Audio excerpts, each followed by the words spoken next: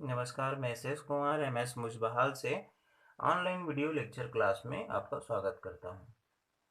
आज हम कक्षा 6वीं के गणित विषय पर आधारित अध्याय 2 पूर्ण संख्या के ऊपर चर्चा करेंगे। साथ ही स्थानीय मान निकालना सीखेंगे। पूर्ण संख्या को अंग्रेजी में होल नंबर के नाम से जानते हैं। देखते हैं, वह संख्याओं का समूह जिसमें गणना संख्या के साथ शून्य शामिल होता है पूर्ण संख्या कहलाता है। गणना संख्या अर्थात प्राकृत संख्या, ये गणना संख्या कौन कौन सी होती है? ये 1 से शुरू होती है। 1 2 3 1 2 3 4 5 6 इस प्रकार से आगे। किंतु अगर शून्य को इसमें शामिल कर देते हैं तो यह पूर्ण संख्या बन जाती है। इसको W से व्यक्त करते हैं। एक बार फिर समझते हैं पूर्ण संख्या क्या होती है। प्राकृत संख्या में शून्य को अगर शामिल कर दिया जाता है तो वह पूर्ण संख्या बन जाती है।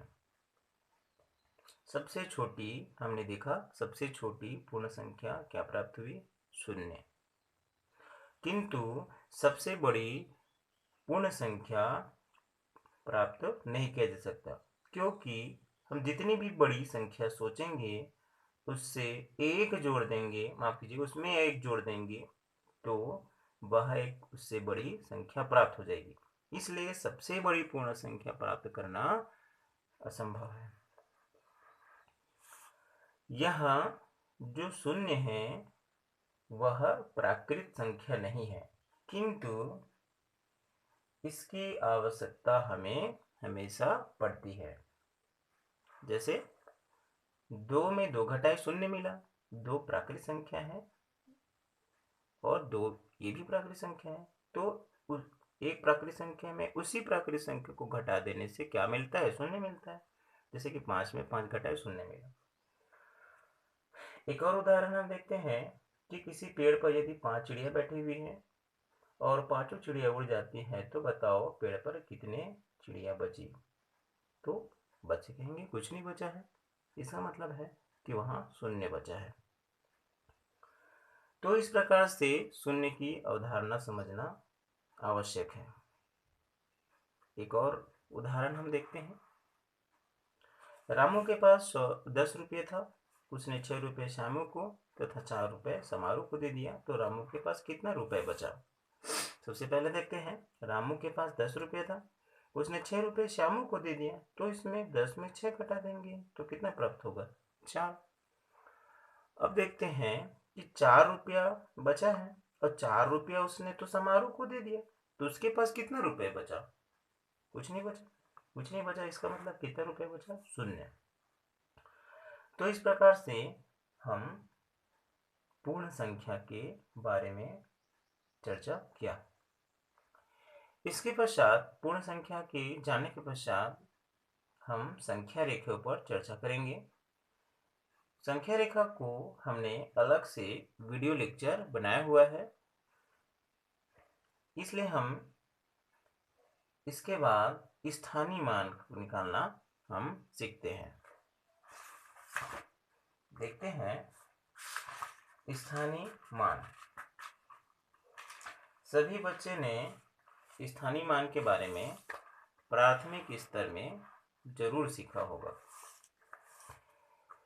जैसे मैं एक संख्या लिख देता हूं, 8 6 5 2, 8652। सभी बच्चे इसको सीखे हैं। ये क्या है? इकाई है। ये क्या है? दहाई है। ये क्या है? सैकड़ा है। ये क्या है? हजार है। 2 क्या है? इकाई। 5 क्या है? दहाई। 6 क्या है? सैकड़ा। 8 क्या है? हजार। इकाई 1 होती है। इकाई का 10 गुना दहाई होता है। दहाई अर्थात 10। इकाई 1 है तो दहाई कितना हो गया? 10 गुना 10। दहाई का 10 गुना क्या होता है? सैकड़ा होता है। 10 में 10 का गुणा करोगे कितना प्राप्त होगा? 100। और सैकड़ा का 100 गुना क्या प्राप्त होता है, माफ कीजिएगा, सैकड़ा का 10 गुना क्या मिलता है, 1000। सैकड़ा में 100 में 10 का गुणा करोगे तो क्या प्राप्त हो जाएगा, 1000। तो इस प्रकार से हमने क्या सीखा कि इकाई का 10 गुना दहाई होता है, दहाई का 10 गुना सैकड़ा होता है, और सैकड़ा का 10 गुना क्या होता है, 1000 होता है। यहाँ स्थानीय मान में इस प्रकार से हमने इकाई, दहाई, सैकड़ा, 1000 के बारे में अवधारणा समझ गए। गणना के लिए कौन कौन सा संख्या उपयोग होता है, 0, 1, 2, 3, 4, 5, 6, 7, 8, 9।